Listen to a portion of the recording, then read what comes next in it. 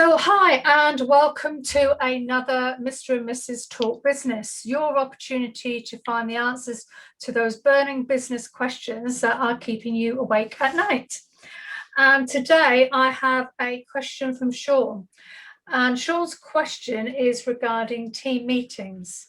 He asks, are they really necessary? And if they are, how best to structure them? Great question. I thought so. Yeah, it's a great question. I think it depends on what you want the meeting for. There's different types of meetings. What often I get, I haven't got time for meetings. I haven't got time for meetings. That's one of the lines I often hear. But I read somewhere once that for every minute we're proactive, which is what having a meeting is, every minute we're proactive, it will save you 10 minutes of reactivity. So meetings in actual fact save you time, they don't cost you time.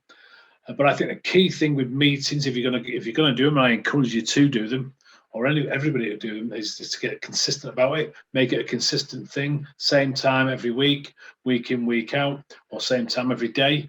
One of the things is to allow a minimum time for the meeting as well. You know, if we give an hour, we'll fill an hour. So if you can do it in half an hour, then do it in half an hour. So cut out the small talk. And one of the ways I encourage people to do that, or what I do with my clients, is actually ask them, suggest to them they do a thing called a daily huddle, which is effectively a 10-minute meeting.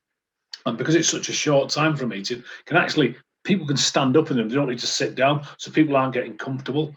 And I remember one of my clients actually did his team huddles in the plank position.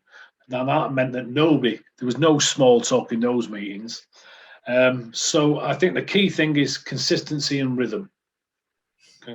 Okay, yeah, interesting point about huddles there. Would you like to sort of explain a little bit more about those? Yeah, they're just quick sort of, like I say, 10-minute meeting. And the main headlines would be, what's the main focus for today? What were the wins from the day before?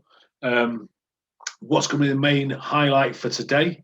And then another key question I think that needs to be asked in most meetings is what are the roadblocks? What's getting in the way from people, allowing people to do their roles and responsibilities? Because as a business owner, one of the things we are is we unblock roadblocks, if you like. So get that out in the meeting. But just 10 minutes, just ask those 4 questions, and you're good to go. Okay, great. I mean, some of the things that I've implemented in team meetings in the past, or helped clients to implement in their team meetings, are rules of the game. So rules of the game, you know, they revolve around things like what time's start time, being early is on time, being late, being on time is actually being late. Because if the meeting's set for 10 o'clock, we need to kick off at 10 o'clock, not have people just drifting in, you know, from 10 o'clock till 10:05. So actually getting them started on time, making sure people are prepared. So make sure there's an agenda that's been set out of the things that are actually going to be covered. Finishing on time is another one. I'm sure I'm not the only one that's been sat in an event, a meeting, whatever, and just be thinking, come on, get to the end of it. We're supposed to finish 10 minutes ago. What are the rules around things like phones and laptops? Are they allowed in the room? Are they not allowed in the room? Nothing more frustrating than, you know, holding a meeting and everybody's on their phone, and they won't be listening to what's going on, and then they'll claim they've not been told what it was they were told. Another great one to alleviate that problem is to have somebody take minutes. So just take minutes, key points of the meeting, what was said, what was agreed by who, and what was agreed by when. So there is no room for error. Make sure those minutes are distributed within 24 hours before people have time to forget about everything that was said.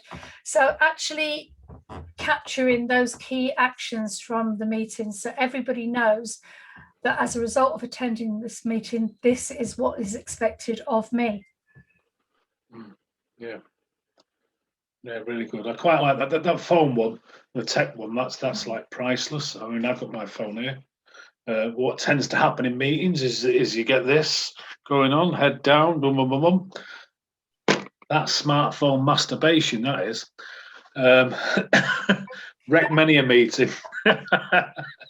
In actual fact, you mentioned there about someone taking the minutes. Absolutely agree with that one. There's actually a great app for that at the moment that's out there that people might not know about. Otto Notes. It's an AI voice recognition system that transcribes and actually gives you an audio of your meeting, and it can actually highlight who's saying what. So it's a really good app, worth looking up. Otter AI. I think that in terms of meetings, minimum amount of people you need in the room. Don't invite everybody.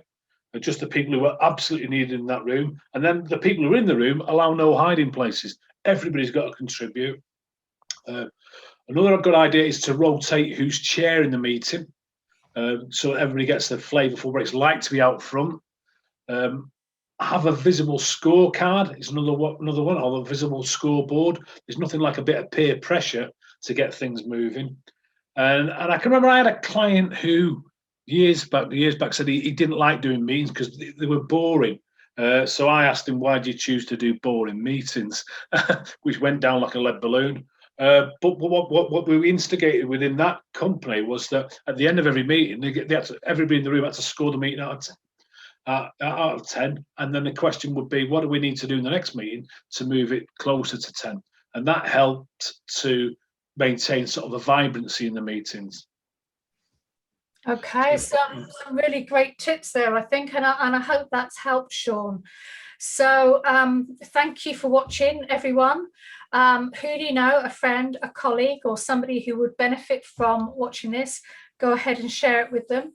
If you've got any ideas for Sean on how he can hold interesting meetings without the telephone problem going on, please put those in the comments below. If you've got a question you would like answered, then pop that in the questions below. And if you've not yet subscribed, follow the link in the comments so you can get notification every time we post a new video. So once again, thank you so much for watching this video. Yeah, I think I'm in trouble now for using the masturbation word, aren't I? Go have a cracking day. See you soon, guys.